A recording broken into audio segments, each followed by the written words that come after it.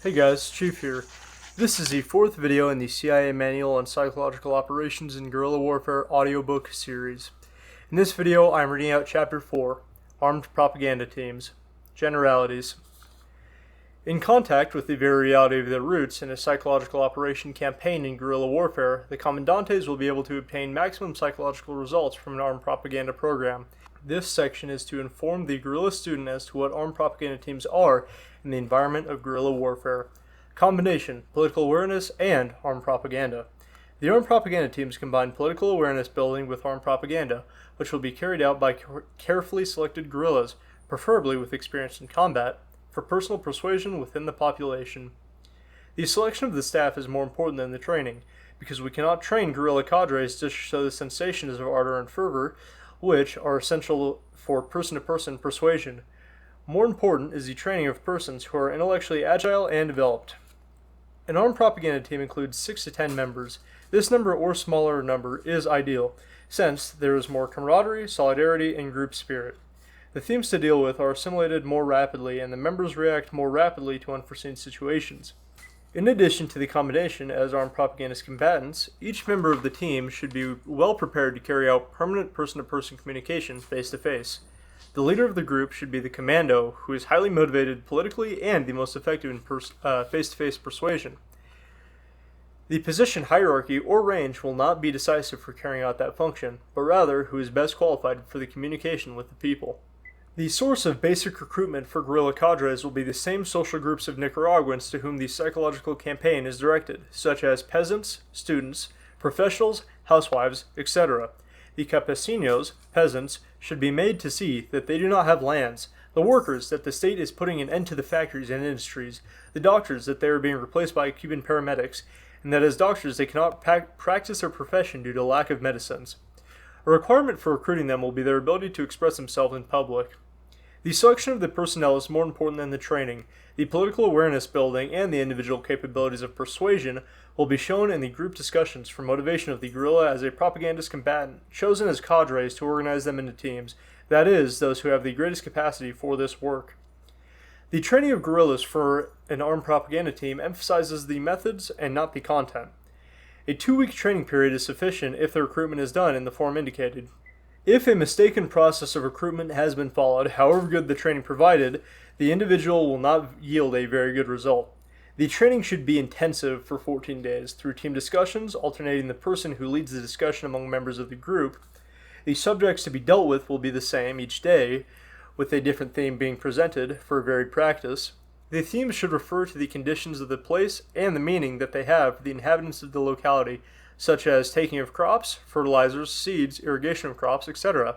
They can also include the following topics: sawed wood, carpenter's tools for houses or other buildings, boats, roads, horses, oxen for transportation, fishing, agriculture, as well problems that they may have in the place with the residences, offices of the regime, and imposed visitors, etc.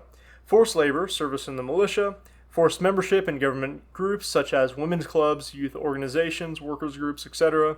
Availability and prices of consumer articles and of basic needs in the grocery stores and shops of the place, characteristics of education in the public schools, anxiety of the people over the presence of the Cuban teachers in the schools, and the intrusion of politics, i.e. using them for political ends and not for educational ends as one should be. Indignation over the lack of freedom of worship and persecution, of which priests are the victims, and over the participation of priests such as Escoto and the Cardinal in the government, against the explicit orders of His Holiness the Pope. Note, members of the team can develop other themes. The target groups for the armed propaganda teams are not the persons with sophisticated political knowledge, but rather those whose opinions are formed from what they see and hear. The cadres should use persuasion to carry out their mission. Some of the following persuasive methods that they can use are the following. Interior/exterior group. It is a principle of psychology that we humans have a tendency to form personal associations from we and the others, or we and they, friends and enemies, fellow countrymen and foreigners, mestizos and gringos.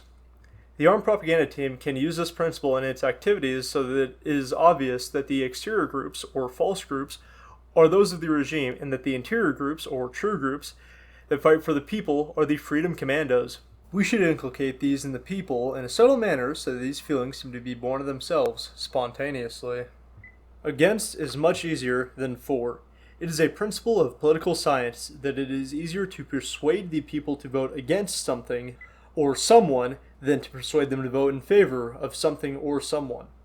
Although currently the regime has not given the Nicaraguan people the opportunity to vote, it is known that the people will vote in opposition. So, the armed propaganda teams can use this principle in favor of our insurrectional struggle. They should ensure that this campaign is directed specifically against the government or its sympathizers, since the people should have specific targets for their frustrations. Primary groups and secondary groups. Another principle of sociology is that we humans forge or change our opinions from two sources, primarily through our association with our family, comrades, or intimate friends, and secondarily through distant associations, such as acquaintances in churches, clubs, or committees, labor unions, or governmental organizations. The armed propaganda team cadres should join the first groups in order to persuade them to follow the policies of our movement, because it is from this type of group that the opinions or changes of opinions come. Techniques of persuasion in talks or speeches. Be simple and concise. You should avoid the use of difficult words or expressions and prefer popular words and expressions, i.e. the language of the people. In dealing with a person, you should make use of concise language. Avoid complicated words. It is important to remember that we use oratory to make our people understand the reason for our struggle, and not to show off our knowledge. Use lively and realistic examples. Avoid abstract concepts. Such are used in universities in the advanced years, and in place of them, give concrete examples such as children playing, horses galloping, birds in flight, etc. Use gestures to communicate. Communication, in addition to being verbal, can be done through gestures, such as using our hands expressively, back movements, facial expressions, focusing of our look, and other aspects of body language, projecting the individual personality in the message. Use the appropriate tone of voice. If on addressing the people you talk about happiness, a happy tone should be used. If you talk of something sad, a tone of voice should be one of sadness. On the talk of a heroic or brave act, the voice should be animated, etc. Above all, be natural. Imitation of others should be avoided, since the people, especially simple people, easily distinguish a fake. The individual personality should be projected when addressing the population. Eyes and ears within the population. The amount of information for intelligence that will be generated by the deployment of the armed propaganda teams will allow us to cover a large area without commandos, who will become the eyes and ears of our movement within the population. The combined reports of an armed propaganda team will provide us with the exact details on the enemy activities. The intelligence information obtained by the armed propaganda team should be reported to the chiefs. However, it is necessary to emphasize that the first mission of armed propaganda teams is to carry out psychological operations, not to obtain data for intelligence. Any intelligence report will be made through the outside contact of the armed propaganda team, in order to not compromise the population. The armed propaganda cadres are able to do what others in the guerrilla campaign cannot do: determine personally the development or deterioration of the popular support and the sympathy or hostility that the people might feel towards our movement. The armed propaganda team program, in addition to being very effective psychologically, increases the guerrilla capacity in obtaining and using information. In addition, the armed propaganda cadre will report to his superior the reaction of the people to the radio broadcasts, insurrectional flyers, or any other means of propaganda of ours. Expressions or gestures of the eyes or the face, the tone and strength of voice, and the use of appropriate words greatly affect the face-to-face persuasion of the people. With the intelligence reports supplied by the armed propaganda teams, the commandantes will be able to have the exact knowledge of the popular support, which they will make use of in their operations. 4. Psychological tactics, maximum flexibility. Psychological tactics will have the greatest flexibility within a general plan, permitting a continuous and immediate adjustment of the message, and ensuring that an impact is caused on the indicated target group at the moment in which it is most susceptible. Tactically, an armed propaganda equipment program should cover the majority, and if possible, all of the operational area. The communities in which this armed propaganda is carried out should not necessarily form political units with an official nature.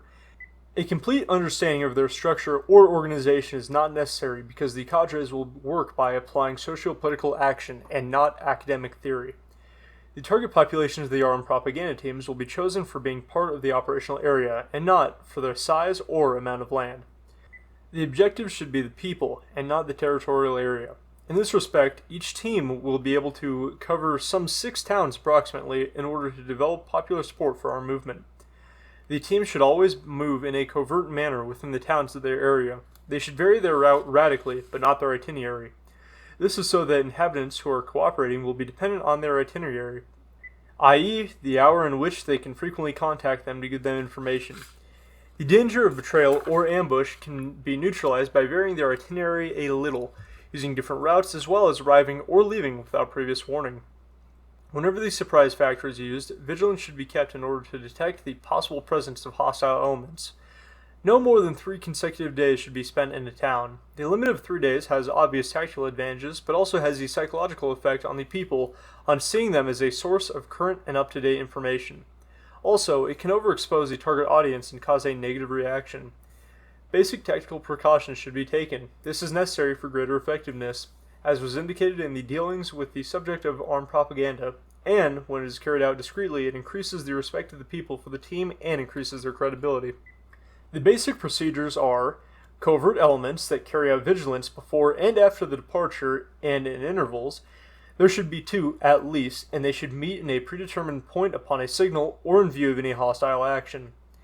The team's goal is to motivate the entire populace of a place, but to constantly remain aware that the defined target groups exist within this general configuration of the public. Although meetings may be held in the population, the cadre should recognize and keep in contact with the target groups, mixing with them before, during, and after the meeting. The method for holding this type of meeting was included in the topic Armed Propaganda, and will be covered in greater detail under the title Control of Mass Meetings and Demonstrations.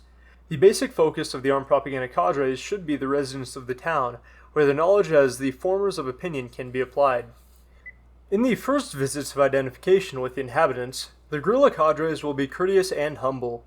They can work in the fields or in any other form in which their abilities can contribute to the improvement of the living style of the inhabitants of the place, winning their trust and talking with them, helping them repair fences of their cattle, cleaning of the same, collaborating in the vacation of their animals, teaching them how to read, i.e., closely living together in all tasks of the peasant or the community.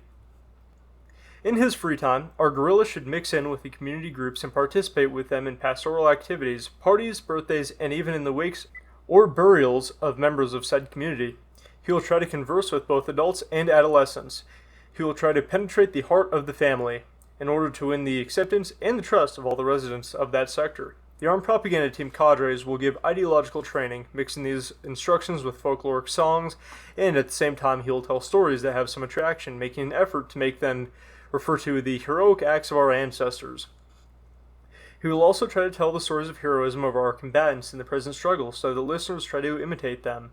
It is important to let them know that there are other countries in the world where freedom and democracy cause those governing to be concerned over the well-being of their people, so that the children have medical care and free education, where also they are concerned that everyone has work and food, and all the freedoms such as those of religion, association, and expression, where the greatest objective of the government is to keep its people happy. The cadres should not make mention of their political ideology during their first identification with the people, and they should orient their talks to the things that are pleasing to the peasants or to the listeners, trying to be as simple as possible in order to be understood.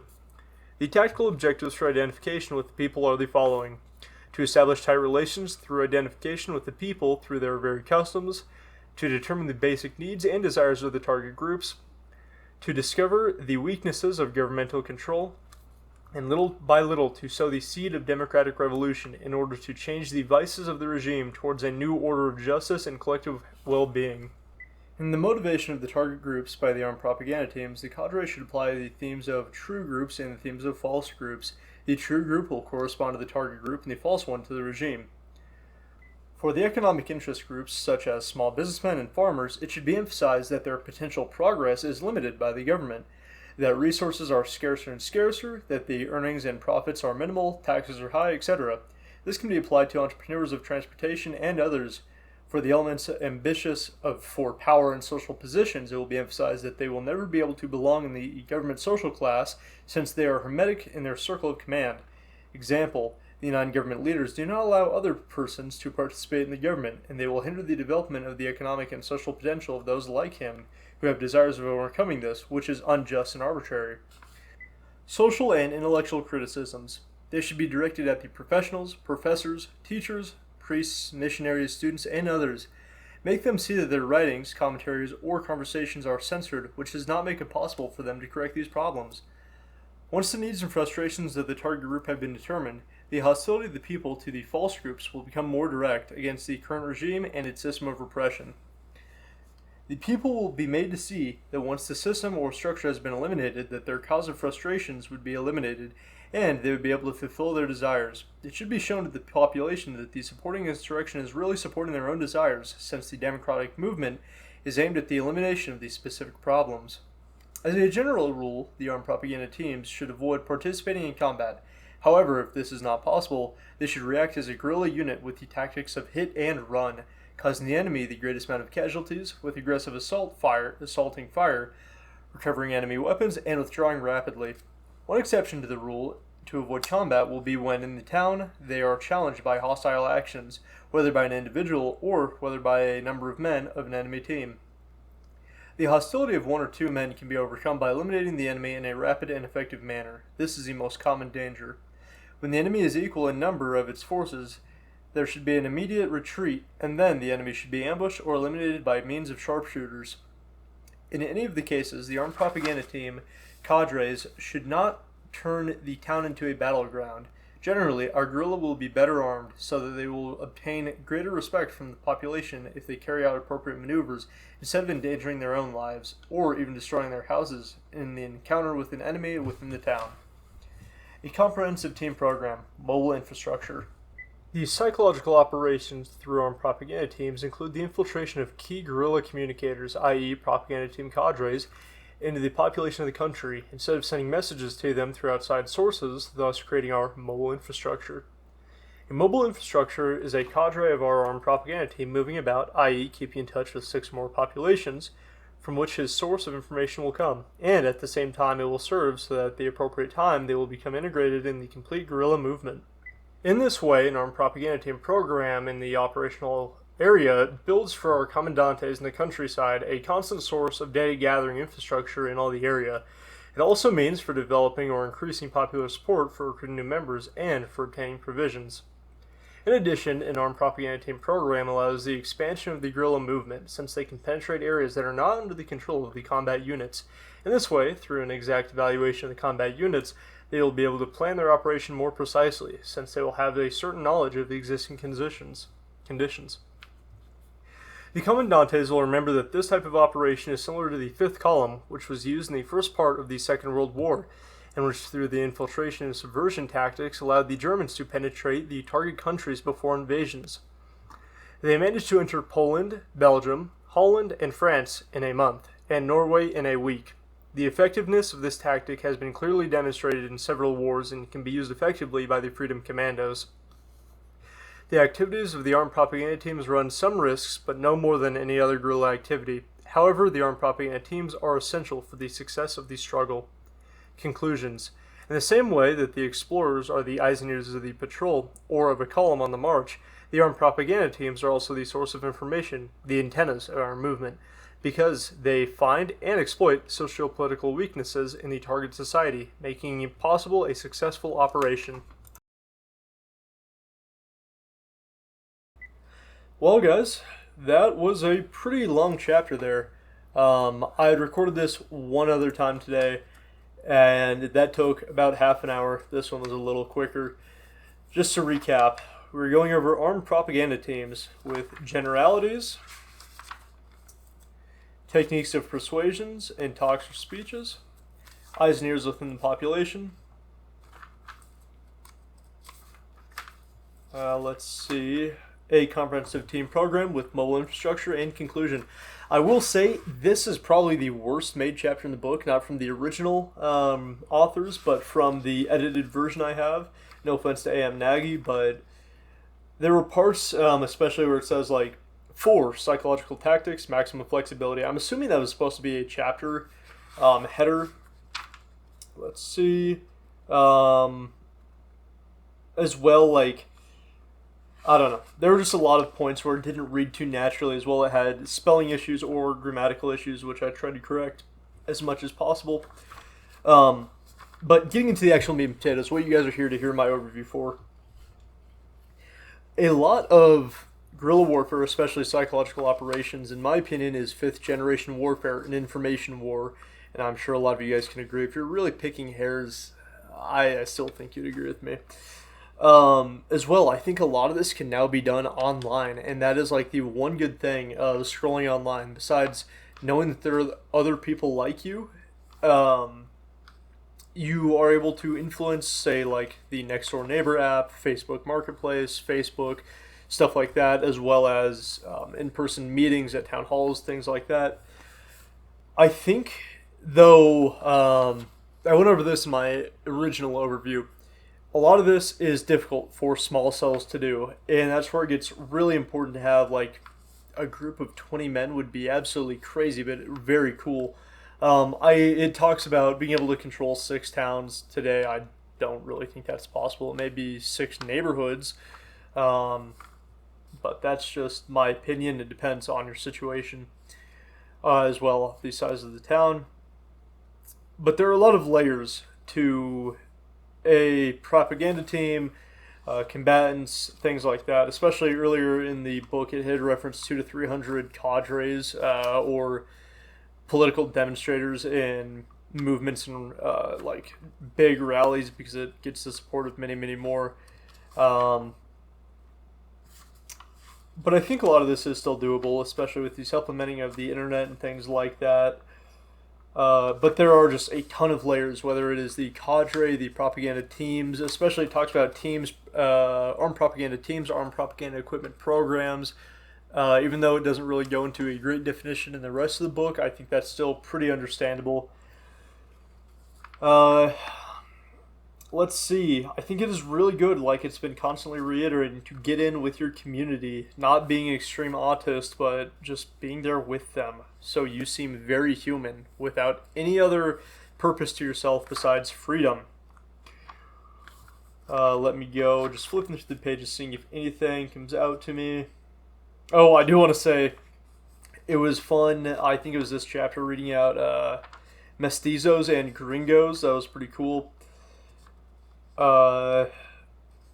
Indignation over the lack of freedom of worship, persecution of which priests are victims, and the participation of the priests such as Nescoto and Cardinal. I believe these are Catholic terms. I'm not a Catholic. I am a Christian still. But it is a really good call to authority against explicit orders from the holiness of his Pope, of His Holiness the Pope. If you guys are Protestant like me, I mean, that can literally just be, guys, we are not able to get into groups just like Jesus commanded us to. The government hates us, which, if that's a far-fetched cry from reality, a far cry from reality, do you guys remember COVID? I mean, they said it was on the grounds of health, but churches couldn't get together, and if they did, they'd have federal funding cut, or not funding, but taxes cut. And, it's deep in the weeds and late at night for me, but you can get the inference of this happens in our reality. This is not a, we are all LARPists, but in a real sense, this is reality for us, and there is a good reason to fight. I like the use of false and exterior groups, as well as, I started this in my book, against is much easier than for. I mean, it is very easy to rally people against Trump, because, I mean, it's a brash personality that not everybody will like. Whether it is the rape allegations or the allegations of business, just misdemeanor breaking, or the harshness and brutal honesty of his language. It's easier to say, we hate Trump, no kings, than, hey, vote for Biden, vote for Harris, vote for Bernie Sanders. Because those people don't have a lot of redeeming capabilities, and that's one thing that the right should be doing, is saying, getting points about these people, even if they're not entirely grounded in facts, but just reality of, you're voting for a pedophile. You're voting for a killer. You're voting for a socialist, a communist. You're voting for a dictator, whatever. Just make sure, the dictator thing is a big thing that the left pushes, so maybe don't use that. Of course, examples you can draw from what I'm saying.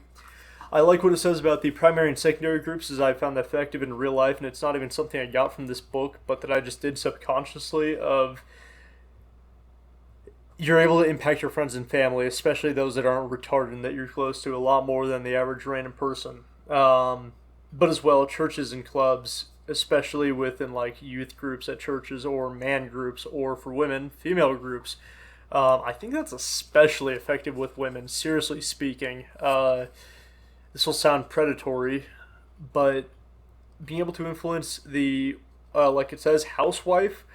Well, a man wants to make his wife happy, thus he will curb to what she's saying. So over time, whether it's a divorce or genuine change, if you impact a wife, she will impact the husband. Thus, the husband will be with you. I love how it says avoid abstract concepts, which is what I'm doing here. A lot of abstract concepts, but I think we both, man to man, can agree that abstract concepts are fine here because, I mean, it's the political cadre and guerrilla talking to one another, not to the average person, at least in most cases. One thing that sounds very bad to read out loud: the target of the populations of armed propaganda. That is not the right part. Let me find it. It's talking about the family structure. He will try to converse with both adults and adolescents, which I agree with. I think that's very good, and I've talked about that in previous videos. But as well, it says he will penetrate. That sounds really bad. To the heart of the family. Okay, that makes sense. That sounds good. People probably got a laugh out of that. But this is a lot to go over. I agree with what it says tactically of not letting them know when you're coming or going. Maybe a little bit of generosity in that, but yeah, just not letting them set up an ambush. Because if you're even saying like, all right guys, we'll see you later, or we'll see you in a week, either if they are a bad actor, they can make a signal, whether that's the turn of their wrist or a text on their cell phone saying, hey guys, the guerrilla is leaving, capture or kill him. Or it can be, hey guys, the guerrilla is coming back in a week's time. We should have people set up throughout this week in the forest waiting for him. A lot of this is hard to put from theory to practice.